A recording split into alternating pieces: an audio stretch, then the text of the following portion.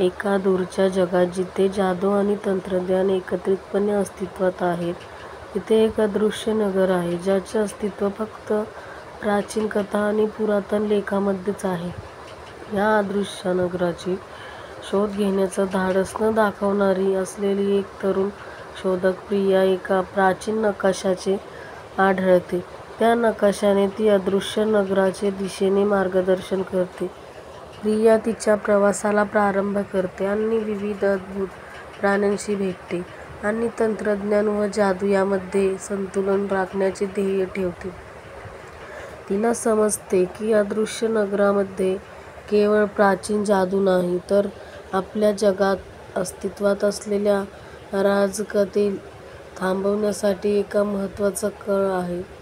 प्रिया अदृश्य नगरात प्रवेश करते आणि त्याच्या रहस्याचा उलगडा करताना तिला समजते की या नगराचे अदृश्य अस्तित्व केवळ शक्तीचं नव्हे, तर शांती आणि ज्ञानाचे प्रतीक आहे. ती नवीन मित्रांशी जसे की एक वृद्ध मॅज आणि काही विद्रोही यांच्याशी मिळून त्यांच्या जादूचा दुरुपयोग करणाऱ्या वाईट शक्तीच्या विरोधात लढते. अखेरीस प्रिया अदृश्य नगराची शक्ती वापरून आपल्या जगात संतुलन परत आणते. तिला गमावलेल्या ज्ञानाची आणि एकतेची खरी महत्त्वाची गोष्ट कळते आणि ती नायक म्हणून भविष्यातील एका विश्वास जिथे नकाशातील ग्रह आणि ताऱ्यांच्या ज्ञानावर आधारित एक प्रगत समाज आहे. एका लहान गावात एक उधळलेली कादंबरी आहे. या कादंबरीत सर्व काही चंद्राच्या परिक्रमेवर आधारित आहे आणि त्यात एक पुरातन जादूचं रहस्य आहे. अशा एक तरुण विज्ञान प्रयोगशाळेतील संशोधक एका अदृश्य ग्रहाच्या अस्तित्वावर संशोधन करत असते. एका रात्री चंद्राच्या खाली एक अजीब झोत दिसतो आणि त्या झोताच्या मागोमाग अशा एका अदृश्य ग्रहाचा दरवाजा शोधते. अशा त्या ग्रहावर प्रवेश करते आणि तिथे तिला एक प्राचीन सभ्यता सापडते जी चंद्रावरच्या जादूवर अवलंबून असते. त्यांना समजते की त्याच्या प्राचीन ग्रंथांमध्ये एक महत्त्वपूर्ण रहस्य आहे जे त्याच्या जगाचे संतुलन राखण्यासाठी आवश्यक आहे. परंतु त्या ग्रहावर एक गडद शक्ती असते जी या रहस्याच्या प्राप्तीसाठी या सभ्यतेला नष्ट करू इच्छिते. अशा नवीन मित्र, एक बुद्धिमान स्थानिक आणि एक जादूगार यांच्या मदतीने त्या गडद शक्तीचा सामना करते. अखेरीस त्या रहस्याचे ज्ञान प्राप्त करते आणि ते आपल्या जगात पुरवते. चंद्राच्या कादंबरीतले तत्त्वज्ञान तिने आपल्या जगात आणले आणि एक नवीन युगाची सुरुवात केली. एक विचित्र जग जिथे स्वप्नांच्या संपूर्णतेवर आधारित एक अदृश्य शहर आहे. त्या शहरातील सर्व जीव कल्पनाशक्तीच्या सामर्थ्याने जीवन जगतात. हे शहर स्वप्ननगर म्हणून ओळखले जाते आणि त्यांचे स्वप्न प्रत्यक्ष जीवनात स्वरूपात होतात. राहुल एक सामान्य तरुण एका रात्री स्वप्ननगरात येतो. त्याला येथे आल्यावर समजते की त्याचे स्वप्न देखील हळूहळू साकार होत आहे. पण ते स्वप्नांचे स्वरूप त्याच्या हाती नाही. स्वप्ननगरात स्वप्नांचा आधिपत्य असलेले एक शक्तिशाली राक्षस स्वप्नांचा दुरुपयोग करतो आणि शहराच्या स्वप्नांच्या शक्तीला तडफडतो. राहुल स्वप्नांच्या शक्तीचा वापर करून या राक्षसाचा पराभव करण्याचा निर्णय घेतो. त्याला मार्गदर्शन करणारा एक रहस्यमय स्वप्न पालक आणि त्याच्या मित्रांसह राहुल अदृश्य दुरुस्ती आणि धाडसाची 2 गोष्टी शिकतो. त्याच्या साहसाद्वारे तो शहराच्या स्वप्नांची वास्तविकता सुरक्षित करतो आणि स्वप्नांच्या सृजनशीलतेला नवीन दिशा देतो. एका गुप्त जागेत जिथे वेळेचा प्रवाह आणि त्याच्या प्रभावाचा अभ्यास करणारे एक वैज्ञानिक केंद्र आहे. कालऋत्तिका नावाचे एक प्राचीन मंदिर आहे. या मंदिरात कालनाद नावाचा एक रहस्यमय वेळेचा उपकरण आहे, जो भविष्य भूतकाळाची झलक दाखवतो. सोनाली एक युवा इतिहास तज्ज्ञ या मंदिराच्या पुराणिक ग्रंथांचा अभ्यास करत असते. ती एका दिवशी कालनाद वापरून ताज्या काळातले एक गूढ दृश्य पाहते, ज्यामुळे तिच्या जगात एक महत्त्वाचा अपघात घडतो. कालऋत्तिकाच्या संरक्षकांनी सोनालीला सांगितले की कालनादाला वाईट हेतूसाठी वापरले जाऊ शकते आणि म्हणूनच त्याचे नियंत्रण अनिवार्य आहे. सोनालीला समजते ही एक गुप्त संघ कालनाद वापरून भविष्यकाळातील दृश्य घटनांचा आढावा घेण्याची योजना करतो आहे.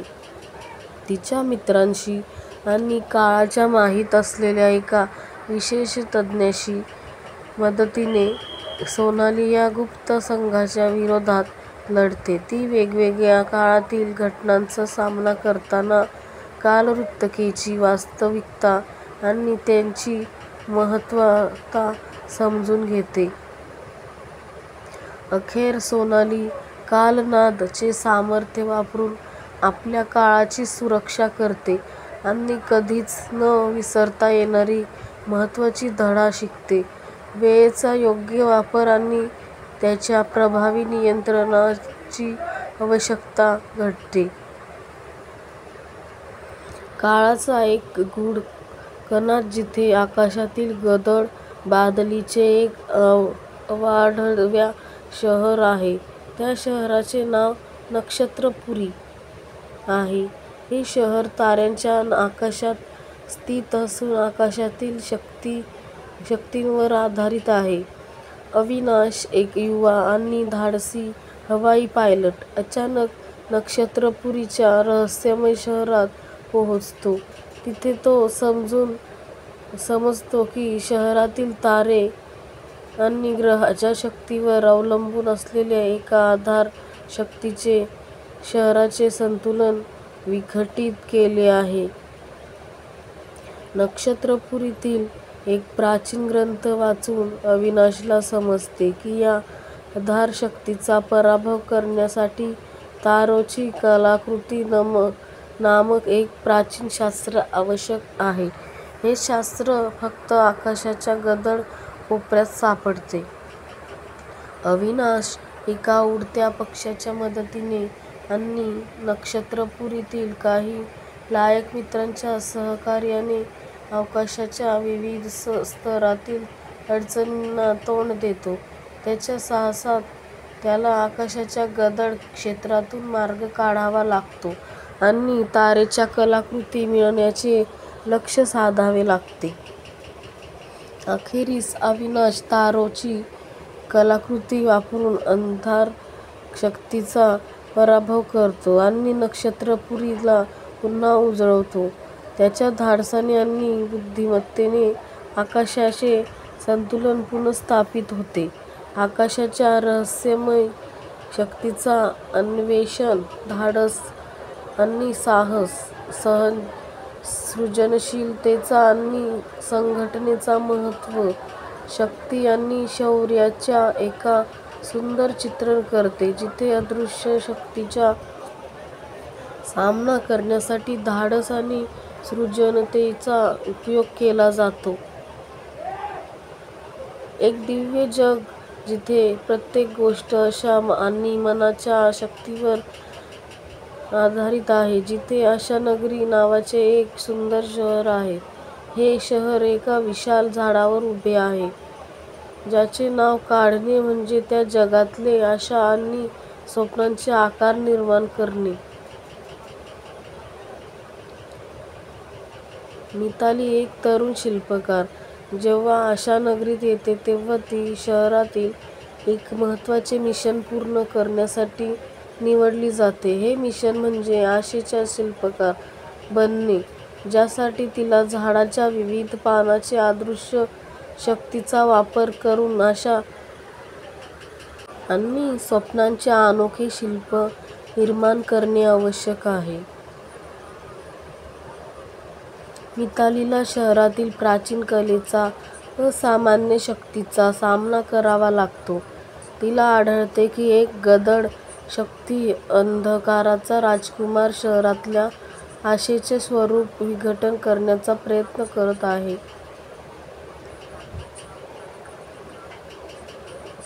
मितालीला शिल्पकारांच्या एका गुप्त गटाने मार्गदर्शन केले आणि तिच्यासह साथ तिने आकाशातील तारे आणि प्राचीन शिल्पकलेचा उपयोग करून अंधकाराच्या राजकुमाराला पराभूत केले.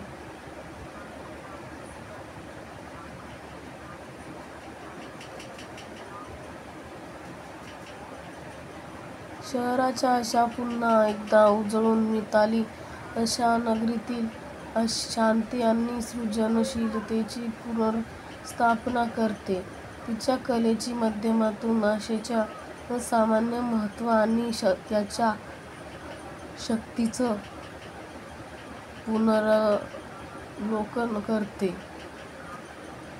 आशा आणि सृजनशीलतेचं महत्त्व, कला आणि तंत्रज्ञानाचा यातील समांजस, अंधकाराशी लढण्यासाठी धैर्य.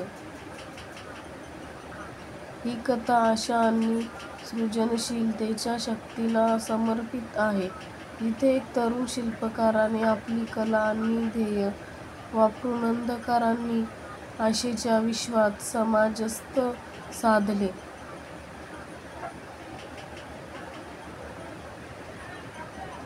मित्रांनो, तुम्हाला जर ही स्टोरी आवडली असेल तर लाईक करा आणि कमेंट करून नक्की